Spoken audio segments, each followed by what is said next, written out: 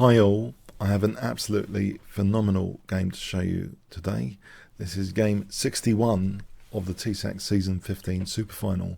So Stockfish playing white against Leela.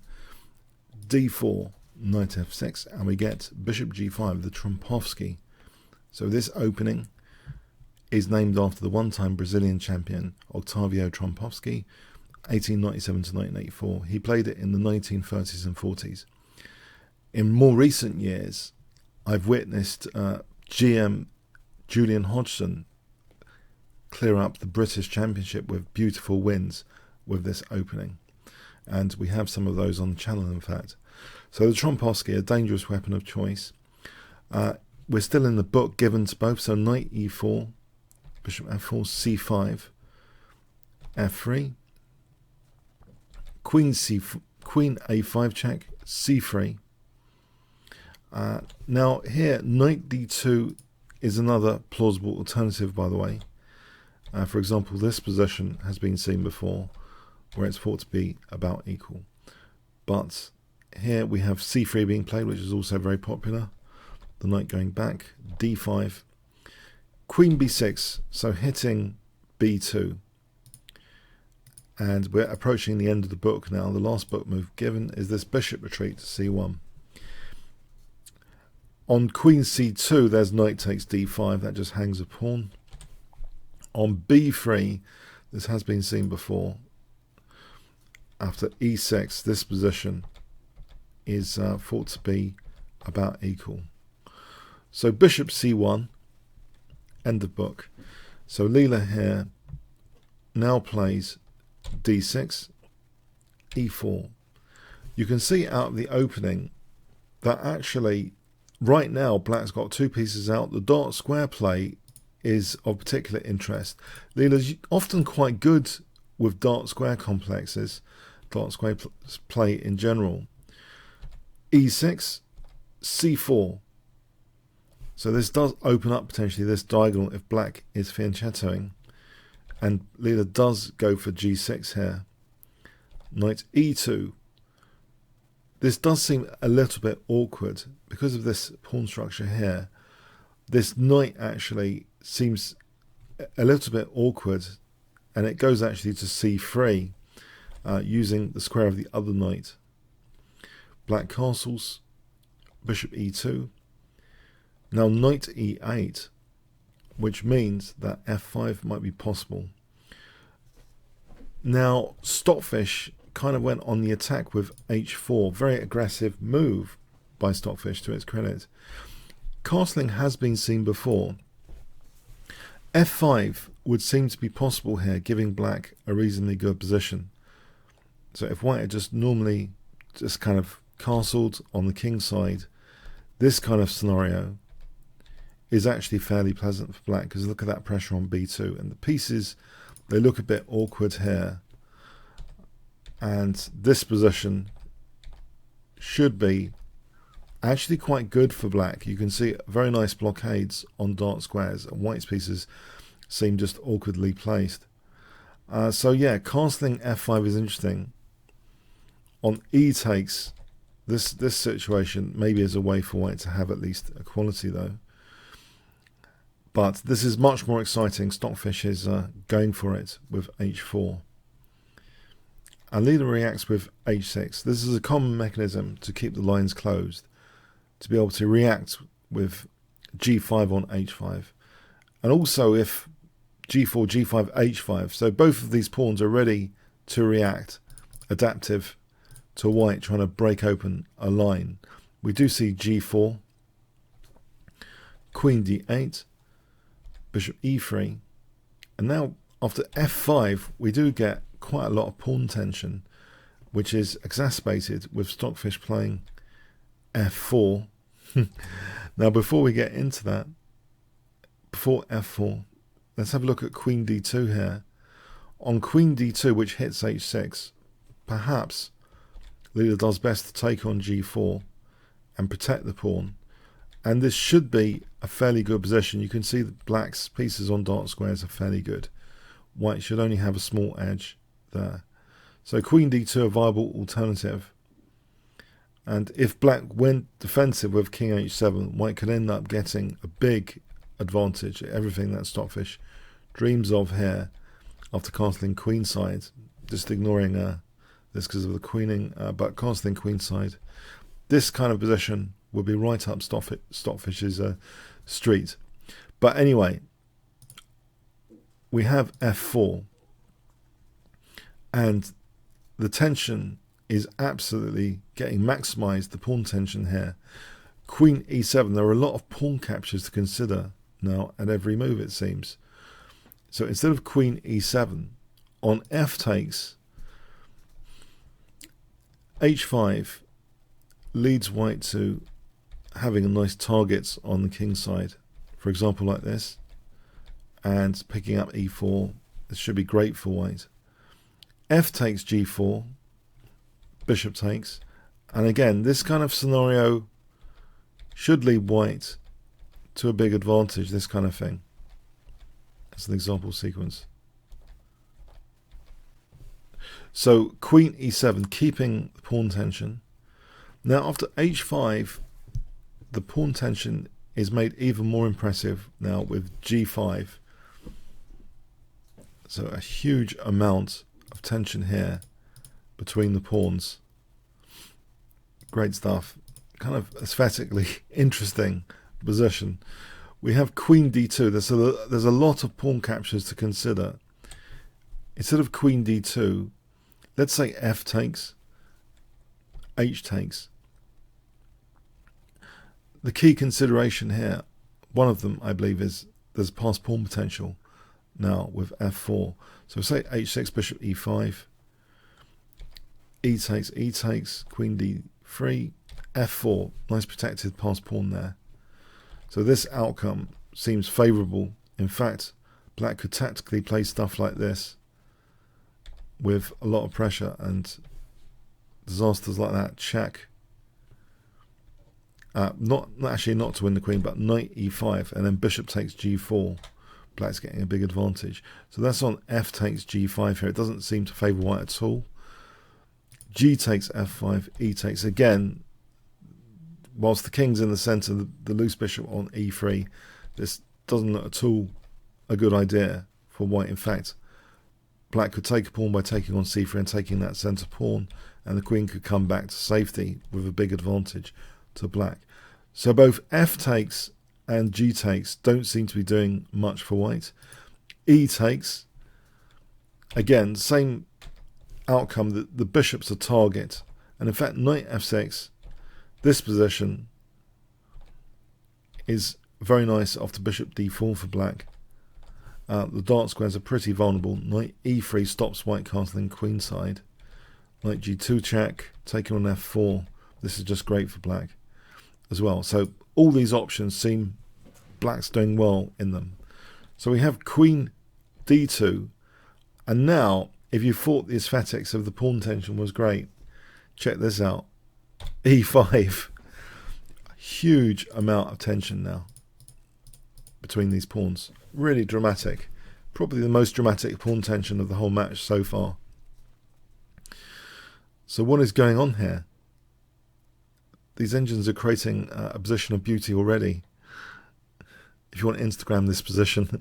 So f takes g5 was played. This does lead to potentially a protected passed pawn. On f takes e5, again, f4, protected passed pawn, and black having that lovely e5 square to play with, and a lovely g4 target. In fact, here, there's things like f3, and knight takes d5 would hit the queen with a big advantage. That's great for black to install a knight there. And you might wonder, hold on bishop takes f3 here, then bishop takes b2 is a nice shot tactically after knight e5.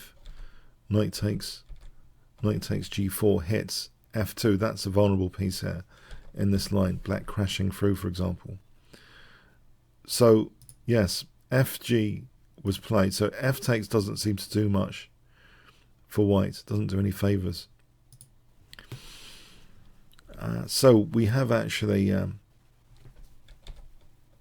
f takes g5, f4, protected passed pawn, and there's a blockading overhead. We've seen recently on the channel an anti-fish game, which kind of tries to learn from Stockfish weaknesses. And in one of those games, we saw that there was actually a blockading overhead. It's tying up resources to keep these pawns under lock and key. As Nimzovich says, the passed pawns are criminals that need to be kept under lock and key. But as I mentioned, the prison is an overhead in itself. The prison guards can take up a lot of resources. So we see queen d3. So white's kind of locked down in a way on this side of the board. Any dreams of an attack with great tactics seems to have disappeared and replaced with a burden and responsibility to hold black's pawns. So we have knight d7, rook g1, bishop f6, knight d2, queen f7, white castle's queenside, and now a nifty maneuver, bishop d8, giving the idea that this bishop could reroute sometimes and put pressure maybe indirectly on e4, taking out maybe a defender of e4 later. What black would ideally dream of now is trying to make all of these pawns into passed pawns one day. This would be the dream, free connected passed pawns. Can that ever become a reality here? Keep the dream in mind here. Knight f3 is played, king h7, rook g2, a6. So black's king seems fairly cozy here, and not only that, Leela has the pawn break b5 to prepare. Rook dg1, rook g8, which frees, of course, the bishop now. Queen c2, king h8, king b1, rook b8, as though b5 one day is going to be played. Now knight ef6, so the bishop doesn't need to protect because the rook is, so g5 still held, pressure being put on e4, and now bishop a5, and you can see that this pressure on e4 is becoming quite serious already. So for example, if knight c3, perhaps bishop takes c3, and if queen takes, knight takes e4, bang. So that sort of stuff already. We see Stockfish playing a very tactical move, knight h4 here. And Leela just actually ignores it, knight f8. If this is taken, bishop takes h4. In fact, white's pawns become quite dangerously mobile like this. Not just for their own sake, but for potential king attacks as well. For example, this line, just to illustrate, shows that white could get a really strong attack going, as you might expect, with these pawns over here. G7 check, crashing through, for example, like that. Massive advantage, as an example. So it's ignored, knight f8, and in fact the configuration now changes very soon against this knight, just there, hanging. After b5, knight c3, we have actually queen e8, and in this position, as an alternative, if g takes here, again, white's going to be fine. This situation is not going to be that promising. However, black might be able to draw this. It might be about equal. So queen e8, though, making slowly the threat of g takes h4 effectual. Here, after rook b7, so that's second rank protection, now means actually g takes h4 is on the cards. White cannot afford to leave that knight there any longer and plays knight f5. Now, for example, on rook h2, it can be taken, and here h3, this scenario is going to be fine for black. There's no problem there. Black's going to have a big advantage. So the knight finally went to f5, but there's more of a strain now on the passed pawn potential. After bishop takes f5, there's an issue really here. There's two connected passed pawns essentially being blockaded here. If you check this out, the strain has just been increased. If white had played e takes f5, then e4, e3, bishop takes e1, for example, this, where black gets that e5 square, you can see the pawns are mobile. It's fantastic for black, this position. So g takes f5, the knight comes to protect g5. So white is really under strain against g4 right now. h6, bishop b4, queen e2, and now b takes c4, and white does not recapture. Bishop e1 is played. If queen takes c4, queen b5, and here after c4, c3, basically this is very, very pleasant because e4 is about to drop now. e4 is under real pressure. Black, if black gets another move, then rook b8, rook takes b1, and bishop takes c3, for example, is really dangerous. So this looks like a desperate thing. Bishop e2, and black could even sack the exchange, because now there really are, the dream has come alive. There's free, the undertone is there's free connected passed pawns here for the exchange. This is a massive position. And even there were games with old versions of Leela showing this great skill of managing connected passed pawns against Stockfish way back in Leela terms. So these variations show, Leela hasn't lost her skill for managing passed pawns. If we look at this position, so queen takes, just to check this out again, this, whatever white does, it seems as though black's doing well. For example, knight takes, this position with g4 is going to be great. e4 is going to drop here. Then there's two connected passed pawns. White's pawns here are a bit disconnected as well. Black has the two connected passed pawns, big advantage. So it was left. We have bishop e1.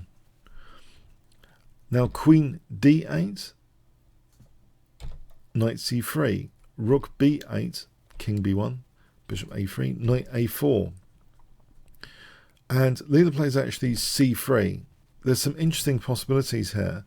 On queen d7, hitting the knight, queen c2, bishop b4 is probably best. For example, like this, taking out c3, playing g4, and hitting hard e4. White would have to react tactically with h7. But this kind of scenario is quite nice for black. There's no real attack there for white. That's an interesting scenario for black. So c3,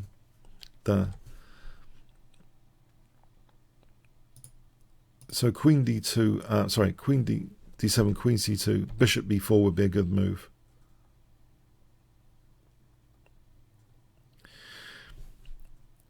Let's go back. So let's get back to the game. So c3, bishop takes c3 was played. Queen d7, queen d1, bishop b4, king a1. Now we have queen b7, queen c2. If white dares take on b4, queen takes b4, a3, this position, black's making inroads on the queen side. And once g4 happens, even tactically like this is good for hitting e4, believe it or not. For example, like this, hitting e4, and black's doing extremely well there, even tactically, against white's pieces. So queen c2, we have a5, queen e2. If the bishop's nudged, or it can just be left there, it can be ignored. So for example, c4, this would be massive. There's a problem on the A file being demonstrated there. So queen e2, queen d7, queen d1, c4, and a little bit like now the game, a3, and it's ignored, queen b5. So we've got this bishop there just offered. Queen c2 is played now. Just to show this particular configuration, if a takes, let's say bishop takes, this is looking rather desperate. Black ends up, for example, like this, crashing through with a big advantage. And you might think, well, hold on a sec. In this line, forget bishop takes e5. Wasn't there anything else? Bishop d2, well, rook a8, and then taking on a4. This is just great. The two rooks can be given up for a queen because there's a loose bishop on f3. So yeah, it's pretty dangerous. So queen c2, not taking this bishop. queen e8, bishop e2, queen d7, bishop f3. On bishop takes c4 here, bishop takes c3, and then g4 is strong. So for example like this is massive for black, with knight g5 coming in. The knights are really infiltrating, along with the connected passed pawns. So bishop f3, queen b5, bishop d1, bishop takes c3, knight takes queen c5. Now, Leela's plan here is pretty clear in a way, to try and unblockade this pawn, to make it free connected passed pawns. That's the dream. And it's almost realizable now. It's kind of realizable with this potential exchange sack to hit e4, liberate this pawn. So we see queen d2, queen d4. White dare not take the queen here and plays queen e1. On queen takes, just to show this, white just collapses. Yep, e4 drops. And this is terrible. The pawns are just, even just two connected passed pawns will be enough. This is just crushing this position. So queen e1, queen b6,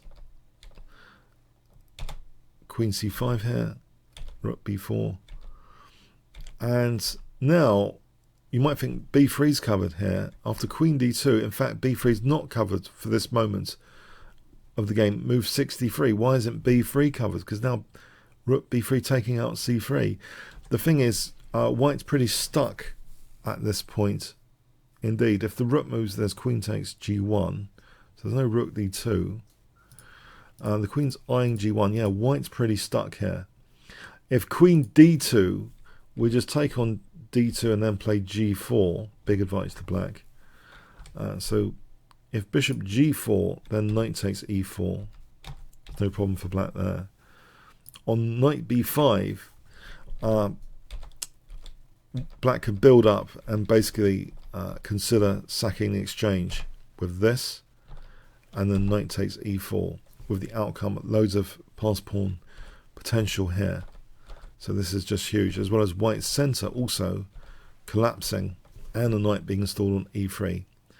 Amazing position to have with black there. So it is kind of, Stockfish is stuck here and plays queen c2. So now the dream is really coming true. These three connected passed pawns are going to crash through via an exchange sacrifice. Rook b3, bishop e2, and here it comes. Rook takes c3. Powerful exchange sacrifice. Queens come off, but three connected passed pawns. Leela is the master of pawn structure, in my view, and here is a great illustration of that, with connected passed pawn potential here being demonstrated. These are worth their weight in gold, these passed pawns, and in fact the g5 square is a great perk for this knight to spring back into the game, and protects d6 here. Now the passed pawns start moving. Knight d7 hitting the rook, and the knights are kind of being centralized here. And now, yes, the pawns are absolutely menacing. They start winning material here. Stockfish gives up the bishop, but there's another passed pawn. There's two passed pawns, and there's knight f3 on the way. So rook e3, knight f3, winning more material. There wasn't too much else to do here. If rook e1, g3 takes g2, that's horrible as well. As an example, this looks fairly horrible. So even more material was shed now to stop the pawns. Knight f3 and rook takes g4. So two knights up. Leela's down to the last two pawns though, but the game actually ended here. Both engines thought it was plus 10 for black. So Stockfish auto resigns. Let's say the game continued. Rook takes f7. This leaves Leela with just one pawn, but it's enough. The two knights do a good job here. For example, this position, all of white's pawns will basically disappear, and there will be a nice outside passed pawn which will be winning. So a really fantastic game there. Lessons to learn. I think we see a classic Stockfish weakness being exposed here in kind of underestimating the resources tied up to stop and blockade potential passed pawns. So with all that pawn tension with the attack, it led to a situation. There was kind of one protected passed pawn. Then later there was another via Stockfish's knight h4 to f5, created two passed pawns. And then that third passed pawn created via an exchange sacrifice, rook b3, taking out c3 to win e4. The free connected passed pawn dream came true for Leela in this game. A truly aesthetic passed pawn immortal game of Leela, which I hope you enjoyed as much as me. If you did enjoy this game video, then please click on the top left box, which should appear shortly. Become a member at chessbowl.net. Play against other YouTubers. You can also test yourself on the variations covered in this game and other game videos from the improved menu puzzle books option, which has a link to the annotated game. Comments, questions, donations, see the description. Like, share, subscribe with the notification bell. Really appreciate it. Thanks very much. There is a puzzle book for this game available at chessbowl.net on the improved puzzle books, so look out for Trompovsky attack. So this first one, this is a little test in a variation of Queen c2, then there's knight takes d5, weakness of the last move basically. Here I think black can get a good position with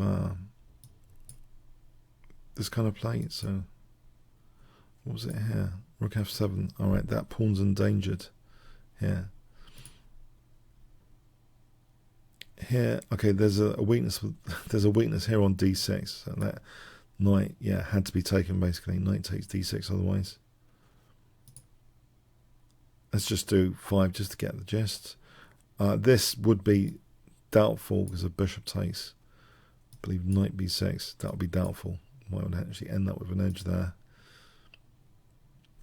Here, I think c3 looks good.